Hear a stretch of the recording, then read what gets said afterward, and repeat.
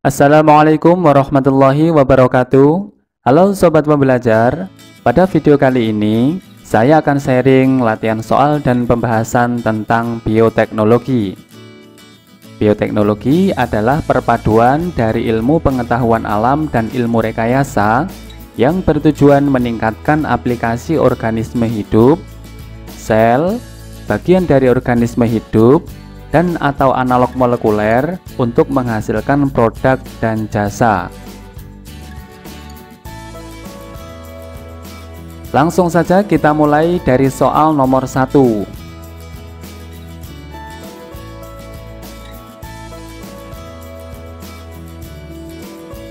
Berikut ini merupakan prinsip-prinsip dasar bioteknologi. 1. Memanfaatkan mikroorganisme. 2. Memodifikasi model molekul DNA. 3. Menggunakan proses biokimia. 4. Memerlukan enzim pemotong DNA. 5. Proses genetik terjadi secara alami. Pertanyaannya adalah, prinsip dasar bioteknologi konvensional adalah? Untuk menjawab soal nomor 1 ini, kita perlu memahami terlebih dahulu perbedaan antara bioteknologi konvensional dengan bioteknologi modern. Dalam bioteknologi konvensional, memanfaatkan mikroba, proses biokimia, proses genetik alami seperti mutasi dan rekombinasi genetik tanpa adanya rekayasa. Contoh bioteknologi konvensional misalnya pembuatan tempe menggunakan rhizopus, kemudian pembuatan oncom, dan pembuatan nata de coco.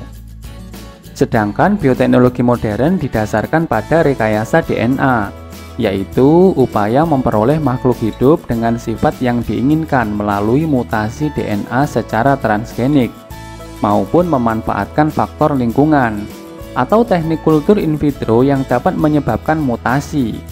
Selain itu juga memanfaatkan dasar-dasar mikrobiologi dan biokimia, genetika molekuler, dan biologi sel. Contoh produk bioteknologi modern adalah kadar pati kentang mutan yang meningkat hingga 20%. Kemudian tanaman kedelai tengger yang berumur pendek dengan produktivitas tinggi yang diperoleh dari radiasi seleksi biji-biji kedelai. Kemudian pembelahan embrio secara fisik mampu menghasilkan kembar identik pada domba, sapi, dan kuda. Selain itu, satu produk bioteknologi modern yang lain misalnya adalah produksi hormon pertumbuhan dan hormon insulin. Berdasarkan uraian tersebut, kita akan menjawab soal nomor 1 ini. Prinsip dasar bioteknologi konvensional adalah, kita lihat pernyataan nomor 1. Memanfaatkan mikroorganisme. Ini adalah salah satu prinsip dasar dalam bioteknologi konvensional. Kemudian nomor 2, memodifikasi model molekul DNA. Untuk pernyataan nomor 2 ini adalah karakter dari bioteknologi modern. Kemudian nomor 3, menggunakan proses biokimia. Ini adalah prinsip dasar dalam bioteknologi konvensional. Kemudian nomor 4, memerlukan enzim pemotong DNA. Enzim pemotong DNA ini salah satunya adalah enzim restriksi endonuklease. Enzim restriksi endonuklease ini biasanya digunakan dalam rekayasa genetika atau DNA rekombinan. Teknik rekayasa genetika atau DNA rekombinan merupakan salah satu contoh dari bioteknologi modern. Kemudian nomor 5, proses genetik terjadi secara alami. Ini juga merupakan prinsip dasar dalam bioteknologi konvensional. Berdasarkan penjelasan tersebut, maka prinsip dasar bioteknologi konvensional ditunjukkan oleh nomor 1, memanfaatkan mikroorganisme, kemudian nomor 3, menggunakan proses biokimia, dan nomor 5, proses genetik terjadi secara alami. Dengan demikian, untuk soal nomor 1 ini, jawaban yang tepat adalah B, 1, 3, dan 5.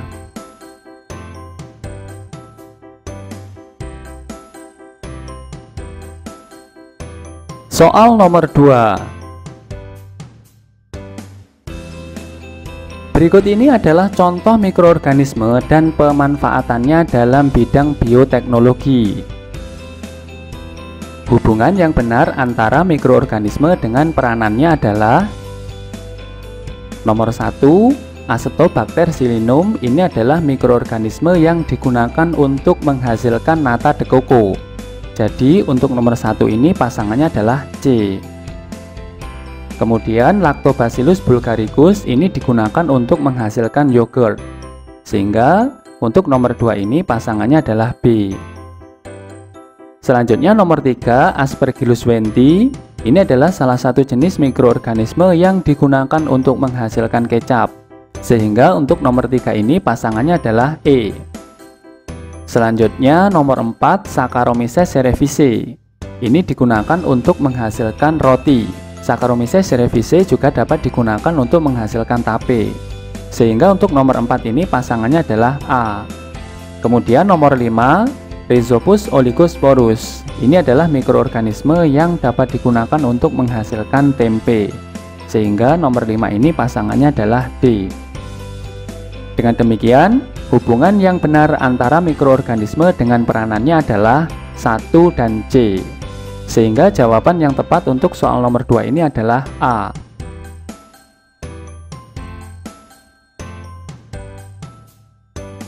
Soal nomor 3. Perhatikan gambar proses bioteknologi berikut. Peristiwa seperti pada gambar tersebut menerapkan prinsip bioteknologi dengan cara atau teknik. Kita lihat terlebih dahulu pilihan A, di sini ada fusi sel. Fusi sel merupakan salah satu jenis bioteknologi yang menggabungkan dua sel yang berbeda agar diperoleh sel baru yang memiliki gabungan dari sifat kedua sel induknya tadi. Nama lain dari fusi sel adalah hibridoma. Jadi istilah fusi sel sama dengan hibridoma. Salah satu manfaat dari fusi sel atau hibridoma ini adalah untuk menghasilkan antibodi monoklonal. Kemudian pilihan jawaban C di sini ada transfer gen. Transfer gen adalah suatu aktivitas untuk menyisipkan gen interest ke dalam plasmid. Kemudian plasmid yang sudah tersisipi dengan gen interest tadi dimasukkan ke dalam bakteri. Selanjutnya, bakteri yang sudah mengandung gen interest tadi akan dikultur dan ditumbuhkan. Dengan demikian, bakteri tersebut akan mengekspresikan gen interest yang disisipkan ke dalam plasmid tersebut. Salah satu produk dari transfer gen ini adalah hormon insulin. Istilah transfer gen ini sama dengan transfer plasmid. Kemudian pilihan E di sini ada transfer nukleus. Transfer nukleus atau transplantasi nukleus dilakukan dengan mengeluarkan nukleus asli dari sebuah sel dan memasukkan nukleus baru ke dalam sel tersebut. Hal ini biasanya dilakukan pada proses cloning reproduktif, yaitu cloning untuk menghasilkan individu baru.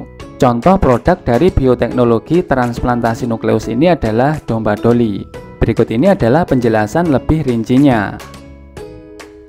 Pertama, di sini ada domba betina. Domba betina ini diambil sel telurnya. Langkah selanjutnya adalah mengeluarkan nukleus dari sel telur tersebut, sehingga didapatkan sel telur tanpa nukleus. Kemudian di lain sisi kita mengambil sel dari kelenjar mame yang merupakan sel somatis. Di sini kita mendapatkan sel dari kelenjar mame yang merupakan sel dengan nukleus donor. Selanjutnya, sel telur tanpa inti tadi digabung dengan sel dari kelenjar mame yang memiliki nukleus. Dua sel tersebut digabungkan dengan sengatan listrik, sehingga sekarang kita mendapatkan sel telur yang memiliki nukleus dari sel kelenjar mame. Sel telur yang telah mengandung nukleus dari sel kelenjar mame tadi akan membelah dan menghasilkan embrio. Kemudian, embrio tersebut diimplantasi ke dalam uterus domba betina. Embrio tersebut akan tumbuh dan berkembang menghasilkan individu baru di dalam uterus domba betina ini. Selanjutnya akan dilahirkan domba yang identik dengan domba yang telah diambil sel dari kelenjar mamenya tadi. Domba ini disebut dengan domba cloning. Dengan demikian, jawaban yang tepat untuk soal nomor 3 ini adalah E. Soal nomor 4. Perhatikan tabel hubungan teknik rekayasa genetika dengan produknya berikut ini. Pasangan antara teknik rekayasa dengan produknya yang benar adalah nomor 1 di sini ada transplantasi nukleus. Tadi sudah kita jelaskan bahwa transplantasi nukleus dilakukan dengan mengeluarkan nukleus asli dari sebuah sel dan memasukkan nukleus baru ke dalam sel tersebut. Hal ini biasanya dilakukan pada proses cloning reproduktif. Dan salah satu hasil dari transplantasi nukleus ini adalah domba Dolly. Sehingga untuk transplantasi nukleus ini produknya adalah domba Dolly. 1 berpasangan dengan Ki. Kemudian untuk nomor 2 di sini ada cloning gen. Cloning gen adalah teknik untuk menyisipkan gen interest ke dalam plasmid bakteri. Setelah gen interest tadi tersisipkan ke dalam plasmid bakteri, maka plasmid yang sudah mengandung gen interest tadi akan dimasukkan ke dalam sel bakteri. Kemudian bakteri tersebut dikultur. Setelah bakteri tersebut dikultur, maka bakteri tersebut akan menjadi banyak dan gen interest tadi akan mengekspresikan produk yang diinginkan. Contoh produk dari cloning gen ini adalah insulin. Sehingga untuk nomor 2 ini pasangannya adalah T, insulin. Kemudian untuk nomor 3 adalah teknik hibridoma. Teknik hibridoma disebut juga dengan fusi sel yang merupakan salah satu jenis bioteknologi yang meleburkan 2 sel berbeda agar diperoleh sel baru yang memiliki gabungan sifat kedua sel induknya. Produk dari teknik hibridoma ini adalah antibodi monoklonal. Sehingga nomor 3 pasangannya adalah R. Kemudian nomor 4 di sini ada fusi protoplasma. Fusi protoplasma merupakan proses penggabungan 2 sel tumbuhan yang sudah tidak memiliki dinding sel lagi karena dinding sel tersebut dihilangkan. Contohnya adalah sel tanaman tomat yang difusikan dengan sel tanaman kentang yang disebut dengan tanaman pomato, yaitu potato and tomato, atau disebut juga dengan tomtang atau tomat dan kentang, yakni tanaman baru yang berbuah tomat dan berumbi kentang. Sehingga untuk nomor 4 ini pasangannya adalah S, pomato. Selanjutnya nomor 5 adalah DNA rekombinan. DNA rekombinan istilah lain dari teknik rekayasa genetika atau cloning gen. Sehingga untuk DNA rekombinan ini pasangannya adalah T, insulin. Dengan demikian, pasangan antara teknik rekayasa dengan produknya yang benar adalah 5 dengan T. Jawaban yang benar untuk soal nomor 4 ini adalah E. Soal nomor 5. Perhatikan tahapan-tahapan berikut ini. 1. Pembuatan media tanam dan sterilisasi alat. 2. Penanaman plantlet dalam pot kecil. 3. Pemindahan kalus ke dalam media tanam baru. 4. Pengambilan eksplan dari tanaman induk yang sehat. Dan 5. Penanaman eksplan dalam ruang tertutup yang steril.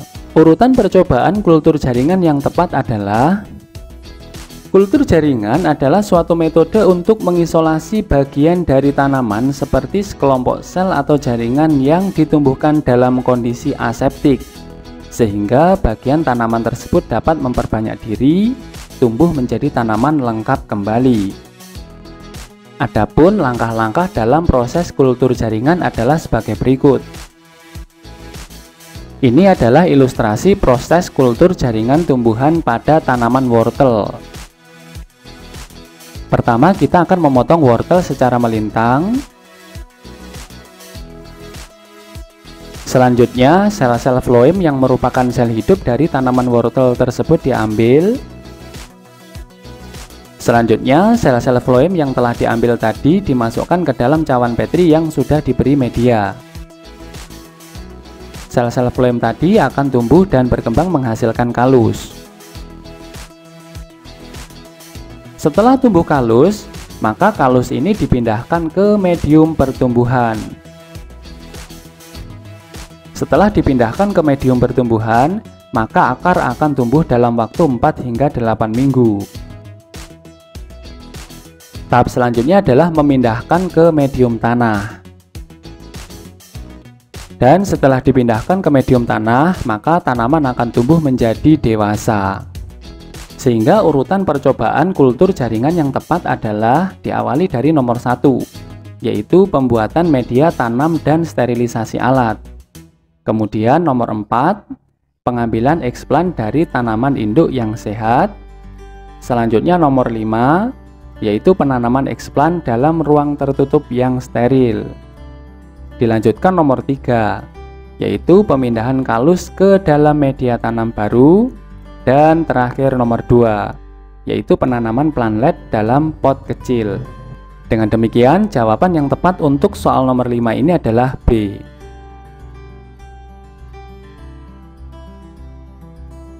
Soal nomor 6. Bioteknologi modern memanfaatkan organisme, baik pada tingkat seluler atau molekul, antara lain kultur jaringan, transgenik, dan cloning.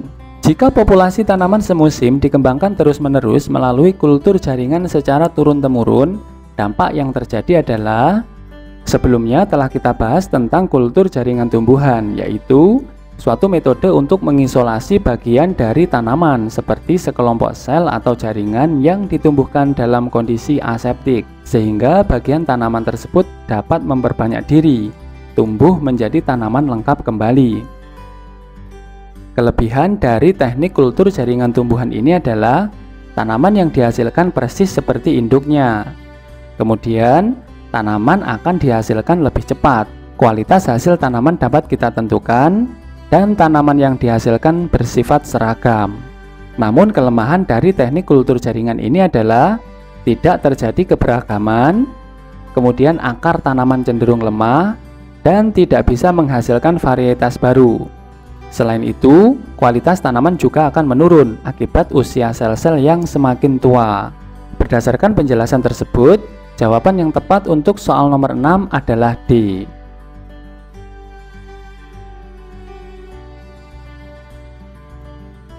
Soal nomor 7. Tanaman transgenik umumnya memiliki sifat-sifat unggul yang diinginkan. Tetapi ternyata tanaman tersebut dapat merusak ekosistem. Misalnya, penanaman transgenik tahan hama dapat menyebabkan tanaman transgenik adalah suatu produk rekayasa genetika melalui transformasi gen dari makhluk hidup lain ke dalam tanaman dengan tujuan tertentu. Misalnya adalah tanaman transgenik tahan hama. Dalam produksi tanaman transgenik tahan hama melibatkan bakteri yaitu Bacillus thuringiensis. Bacillus thuringiensis menghasilkan protein toksin sewaktu terjadi sporulasi atau saat bakteri membentuk spora. Dalam bentuk spora, berat toksin mencapai 20% dari berat spora. Apabila larva serangga memakan spora tersebut, maka di dalam alat pencernaan larva serangga tersebut, spora bakteri pecah dan mengeluarkan toksin. Toksin yang masuk ke dalam membran sel alat pencernaan larva mengakibatkan sistem pencernaan tidak berfungsi dengan baik dan pakan tidak dapat diserap sehingga larva menjadi mati. Apabila tanaman transgenik ini ditanam di lingkungan, bisa saja tanaman ini akan memengaruhi organisme lain yang non-target seperti kupu-kupu. Dampaknya adalah populasi kupu-kupu yang membantu proses penyerbukan menjadi mati dan keseimbangan ekosistem menjadi terganggu. Sehingga jawaban yang tepat untuk soal nomor 7 ini adalah C.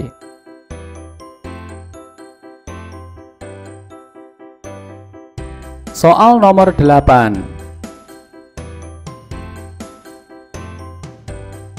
Tindakan yang mungkin dilakukan manusia untuk mencegah dampak negatif dari bioteknologi adalah, kita lihat dulu pilihan yang A, menggunakan pestisida pekat untuk memberantas hama. Dampak negatif dari penggunaan pestisida yang pekat adalah kejadian biomagnifikasi atau pemekatan hayati, yaitu peningkatan kadar bahan pencemar dalam tubuh makhluk hidup melalui rantai makanan. B. Untuk menghambat perkembangbiakan hama dilakukan sistem monokultur. Sistem monokultur adalah sistem menanam di suatu lahan dengan satu jenis tanaman saja, sehingga mengurangi keanekaragaman hayati. Dengan demikian, sistem monokultur ini secara ekologi juga tidak bagus. C. Meningkatkan produksi dengan melaksanakan pemupukan dengan pupuk buatan. Penggunaan pupuk buatan yang berlebih-lebihan dapat mengakibatkan eutrofikasi. Dampak dari kejadian eutrofikasi ini adalah menurunnya kadar oksigen di air. Dengan demikian, ikan-ikan dan organisme yang ada di air bisa mati karena kekurangan oksigen. Kemudian yang D, memanfaatkan mikroorganisme transgenik dalam pengelolaan limbah. Pada pembahasan sebelumnya, organisme transgenik secara ekologi juga tidak baik. Pilihan yang E, menggunakan bibit lokal supaya tanaman lebih adaptif. Jadi tindakan yang mungkin dilakukan manusia untuk mencegah dampak negatif dari bioteknologi yang tepat adalah yang E, yaitu menggunakan bibit lokal supaya tanaman lebih adaptif.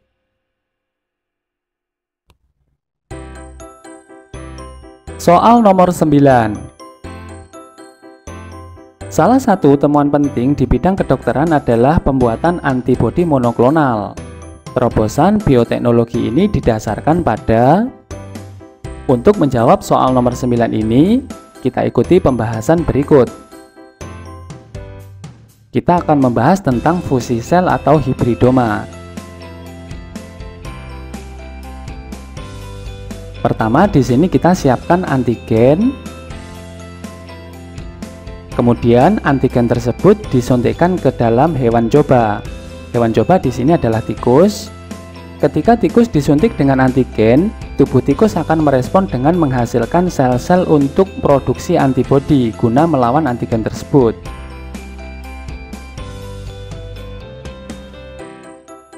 Sel-sel yang mampu memproduksi antibodi adalah sel plasma.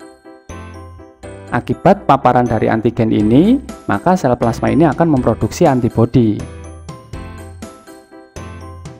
Di lain sisi, kita menyiapkan sel-sel tumor atau sel mieloma. Langkah selanjutnya, kita fusikan antara sel plasma penghasil antibodi dengan sel tumor yang cepat membelah. Hasil fusi dari sel plasma yang menghasilkan antibodi dengan sel tumor yang cepat membelah ini adalah sel hibridoma, yaitu sel yang mampu membelah dengan cepat dan mampu menghasilkan antibodi.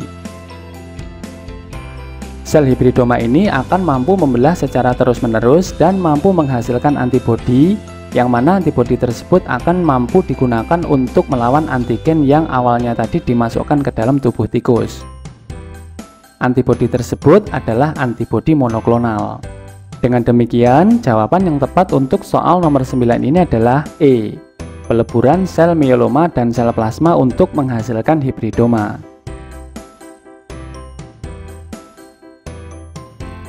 Soal nomor 10.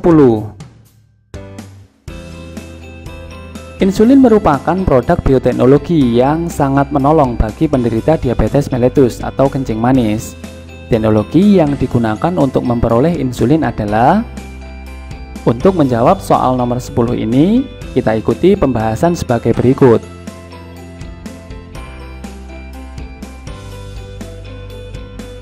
Pertama, di sini ada sel manusia dan ada sel bakteri. Sel manusia, khususnya di sel-sel pankreas, mampu menghasilkan insulin. Berarti, pankreas tersebut memiliki gen yang bertanggung jawab untuk memproduksi insulin. Kemudian di sini ditunjukkan kromosom atau materi genetik pada sel manusia dan sel bakteri. Sel bakteri juga memiliki plasmid yang merupakan DNA kecil yang berbentuk sirkuler selain DNA inti. Tahap selanjutnya, plasmid tersebut diisolasi atau dikeluarkan dari sel bakteri. Lalu plasmid tersebut dipotong dengan menggunakan enzim restriksi endonuklease. Langkah selanjutnya, dari sel manusia kita ambil DNA-nya atau materi genetiknya, kemudian materi genetik atau DNA tadi kita potong. Setelah DNA atau materi genetik dari sel manusia tadi kita potong, sekarang kita mendapatkan gen yang bertanggung jawab untuk menghasilkan insulin. Gen yang bertanggung jawab untuk menghasilkan insulin tadi kemudian disisipkan kepada plasmid bakteri. Setelah disisipkan kemudian disambung dengan menggunakan enzim ligase. Gabungan antara gen insulin dengan plasmid bakteri ini disebut dengan istilah plasmid rekombinan atau DNA chimerik. Selanjutnya, plasmid rekombinan ini atau plasmid yang telah mengandung gen insulin ini kemudian dimasukkan ke dalam sel bakteri. Dengan demikian, Bakteri ini sekarang mengandung plasmid yang telah tersisipi dengan gen yang mengontrol pembentukan insulin dari sel manusia. Tahap selanjutnya, bakteri ini kita kultur dalam suatu medium. Dalam proses kultur tersebut, bakteri akan melakukan proses reproduksi sehingga jumlahnya menjadi banyak. Dan dengan demikian juga terjadi penggandaan plasmid dan gen yang mengontrol proses pembentukan insulin, sehingga gen yang menghasilkan insulin menjadi sangat banyak. Pada akhirnya, insulin diproduksi di dalam sel-sel bakteri tersebut dalam jumlah yang banyak dalam waktu yang singkat. Teknik bioteknologi semacam ini disebut dengan istilah rekayasa genetika atau DNA rekombinan, atau disebut juga dengan cloning gen. Dengan demikian, teknologi yang digunakan untuk memperoleh insulin ini adalah penyambungan gen insulin dengan plasmid bakteri Escherichia coli. Sehingga jawaban yang tepat untuk soal nomor 10 ini adalah C.